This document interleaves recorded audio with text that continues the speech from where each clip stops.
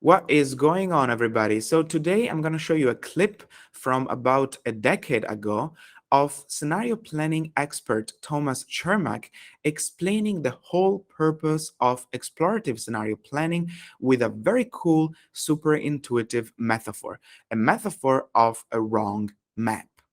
I'm actually using this metaphor a lot during my talks and in my workshops to explain the purpose of scenario planning, but Thomas was the first to come up with this metaphor. So you have a look at the clip, and then I'll try to connect the clip with scenario planning and to explain why this metaphor is so powerful. So make sure to stick until the end of the video for the explanation.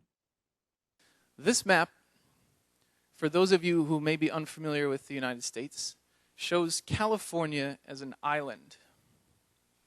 And here is the Gulf of California. Now, this is 1711. The next map I have is 1747. And they got even more detail. So we're even more sure that there's an island of California. And yet the next map, in 1751, there's the close-up. Now, the way this map was made was early explorers sailed to the Baja Peninsula of California, where the California kind of meets Mexico. And there's a peninsula, and there's water between the two land masses there. Later explorations sailed in by Seattle, Vancouver, the Puget Sound area, and they found islands and water in between these land masses. So when they took their maps back to England and Europe, they put them together and decided there's an island of California, which is all fine until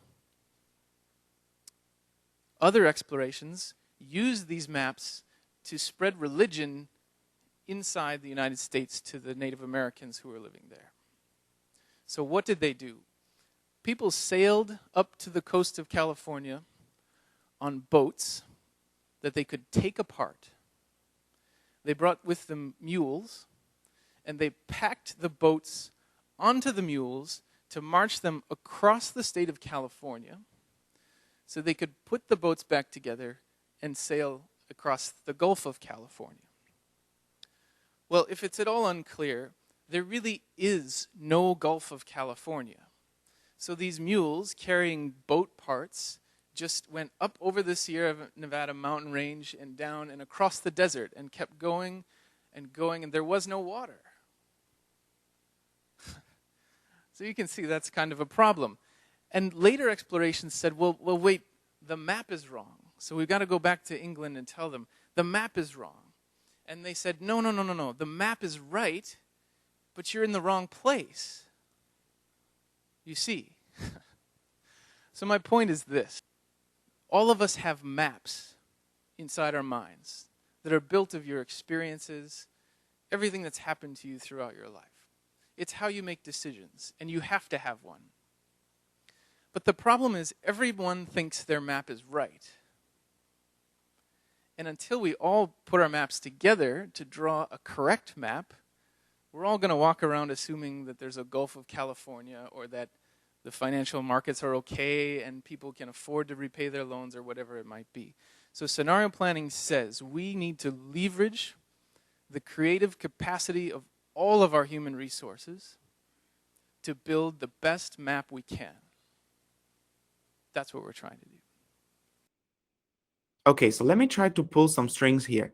Thomas talks about using scenarios to create, and I quote, the best map we can. And by the best map we can, he obviously refers to the best map we can about the future. Now, at this point, you might think, how is that possible? Scenarios are plural. A map, one map, is a singular thing.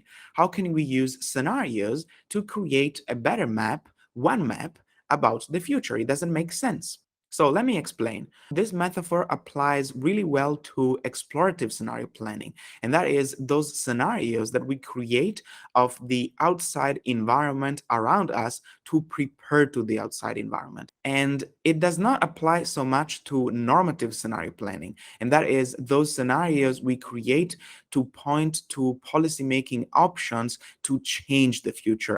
Now, in terms of explorative scenario planning, let's imagine this gray stain that you see on the screen here stands for all the possible scenarios that can happen in the future of your domain of interest, such as the future of education, the future of a particular trade or business, or the future of technological developments of some sort.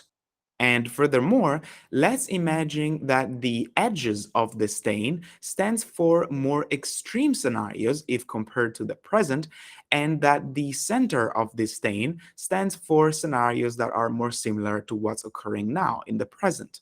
Now, what we have to do with scenarios is basically to map this space like this.